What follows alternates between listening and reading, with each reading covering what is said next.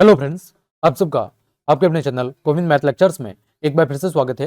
तो प्रिय विद्यार्थियों, आज की इस क्लास में हम प्रखर हिंदी कार्य पुस्तिका कक्षा 8 के आकलन 7 को सॉल्व करना सीखेंगे। प्यारे विद्यार्थियों, आपकी नई कार्य पुस्तिका के अनुसार कार्यपत्रक 1 से लेकर 45 तक की चर्चा हम पहले ही कर चुके हैं। वो सब क्लासेस आप चैनल की प्ले लिस्ट पर जाकर या वीडियो के डिस्क्रिप्शन में उनकी लिंक दी हुई है, वहां से बाकी सब क्लासेस को आराम से देख सकते हैं। तो चलिए क्लास हम शुरू करते हैं।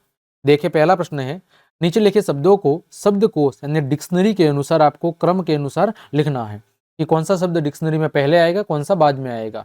तो आपको सबको पता है, अ से लेकर ज्ञ तक, अ से लेकर ज्ञ तक आपको शब्द को हिंदी वर्णमाला आती होगी। तो जो पहले आता है वो शब्दकोश में भी पहले आएगा, और जो वर्णमाला में बाद में आता है वो शब्दकोश में भी बाद में आएगा। तो यहाँ पर सबसे पहले कौन आएगा? अलवर।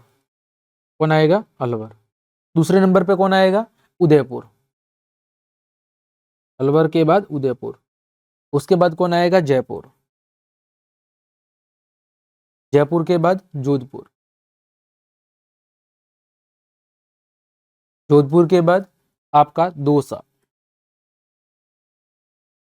दौसा के बाद पाली।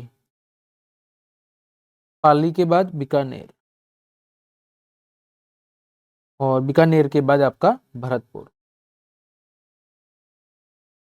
ठीक, आगे दूसरा, नीचे लिखे वाक्य किसी एक काल में लिखे हुए हैं, आप वाक्यों को शेष दो कालों में बदलकर लिखिए। हमने पिछली क्लास में पढ़ा था कि काल हिंदी में कितने प्रकार के होते हैं? 3 प्रकार के। कौन कौन से? एक आपका वर्तमान काल, जो समय अभी चल रहा है वो वर्तमान काल है। भूतकाल, जो समय बीत गया वो भूतकाल के अंदर गिना जाएगा। और जो समय आने वाला है वो कौन सा काल होगा? भविष्य काल। देखिए, पहला, कमरा बहुत बड़ा है। देखो, है शब्द है, ये किसकी पहचान है? वर्तमान काल की। इसकी पहचान है वर्तमान काल की।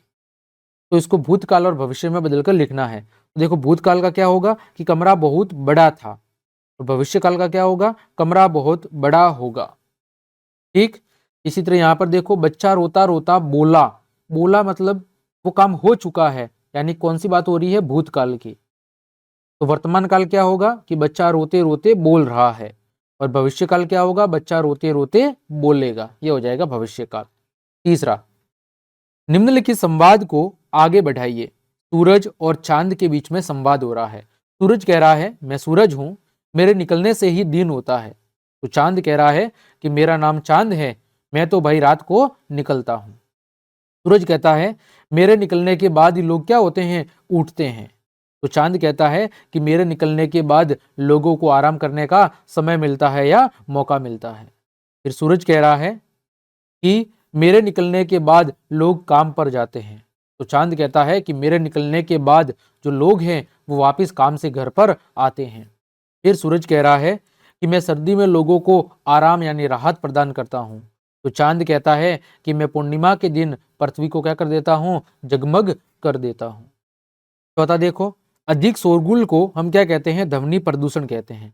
इस प्रकार के और कौन कौन से प्रदूषण होते हैं? किन्हीं दो के नाम लिखो। तो देखो, ध्वनि प्रदूषण दिया हुआ है, और कौन सा होता है? वायु प्रदूषण।